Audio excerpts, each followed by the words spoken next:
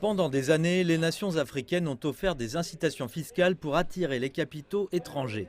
Mais les concessions ont eu un coût plus élevé que la valeur qu'elles ont créée. Au cours des 11 dernières années d'activité de la TAF, il est clair que les incitations fiscales n'ont pas été une considération pour les investisseurs. Il y a beaucoup d'autres choses avant cela. Et deuxièmement, pour les pays, elles ont en fait été une source principale de perte de revenus. Des questions sont maintenant soulevées sur la pertinence de la politique, d'autant plus que les nouvelles règles fiscales mondiales pourraient voir les incitations fiscales payées par les entreprises multinationales dans leur nation d'origine au lieu des nations dans lesquelles elles opèrent. Ce qui signifie que le pays aura perdu deux fois. Ils fourniront les incitations fiscales censées attirer l'investissement, donc au moment où ils perdent les taxes. Et deuxièmement, le pays d'origine de ces EMN les taxera à la place. Ils ont donc payé des impôts, mais pas ceux qui ont fourni les incitations.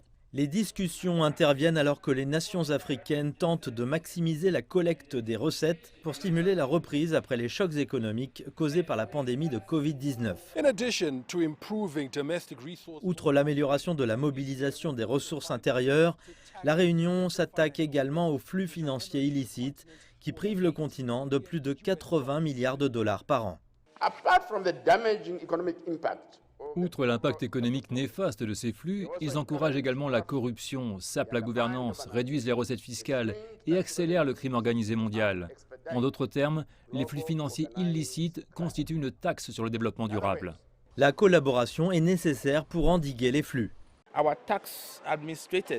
Nos administrateurs fiscaux doivent partager des informations. Nos services de sécurité doivent partager des informations. Nous devons numériser afin de pouvoir surveiller et suivre les mouvements de fonds. Deuxièmement, nos voix doivent être entendues, car nous avons un défi où les normes sont établies sans notre pleine participation. Les décisions fiscales mondiales sont prises sans la participation de la plupart des pays africains. Afin d'avoir une voix forte sur la plateforme mondiale, les nations africaines doivent être fortes dans la mobilisation des ressources domestiques, quelque chose sur lequel les délégués ici espèrent donner une direction.